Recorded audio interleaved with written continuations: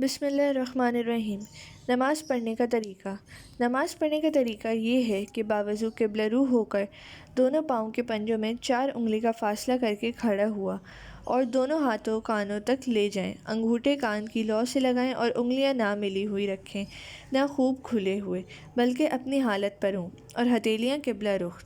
پھر نیت کر کے اللہ اکبر کہتے ہوئے ہاتھ نیچے لائیں اور ناف کے نیچے باندھ لیں، اس طرح کہ داہنی ہتھیلی کی گدی بائیں کلائی کے سرے پر ہو اور بیچ کی 3 انگلیاں بائیں کلائی کے پشت پر اور انگوٹھا اور چنگلیاں کلائی کے اگل بگل۔ پھر ثنا سبحانک پڑھیں، پھر اعوذ باللہ، پھر بسم اللہ، پھر الحمد شریف پڑھیں اور ختم پر آمین آہستہ سے کہیں۔ اس کے بعد کوئی سورت یا 3 آیاتیں پڑھیں یا ایک آیت جو 3 آیت کے برابر ہو۔ اب اللہ اکبر کہتے ہوئے رکوع میں جائیں اور گھٹنوں کو ہاتھ سے پکڑیں، اس طرح کہ ہتھیلیاں گھٹنوں پر ہوں اور انگلیاں خوب پھیلی ہوں۔ اس طرح نہیں کہ سب انگلیاں ایک طرف ہوں، اور نہ اس طرح کہ 4 انگلیاں ایک طرف اور ایک طرف صرف انگوٹھا۔ پیٹھ بچھی ہو اور سر پیٹھ کے برابر ہو، اونچا نیچا نہ ہو۔ پھر کم سے کم 3 بار سبحان ربی العظیم کہیں، پھر سمیع اللہ لمن حمیدہ کہتے ہوئے سیدھا کھڑا ہو جائیں، اور منفرد ہو تو اس کے بعد اللہم ربنا ولک الحمد کہیں، پھر اللہ اکبر کہتے ہوئے سجدے میں جائیں۔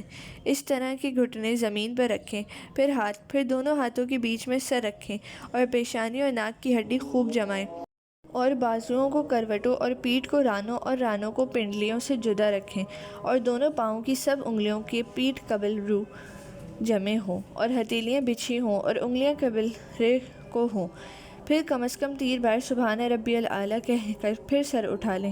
پھر ہاتھ اور داہنا قدم کھڑا کر کے اس کی انگلیاں قبلہ رخ ہوں اور بایاں قدم بچھا کر اس پر خوب سیدھا بیٹھ جائیں، اور ہتھیلیاں بچھا کر رانوں پر گھٹنے کے پاس رکھیں کہ دونوں ہاتھوں کی انگلیاں قبلے کو ہوں۔ پھر اللہ اکبر کہتے ہوئے سجدے کو جائیں اور اسی طرح سجدہ کر کے پھر سر اٹھائیں۔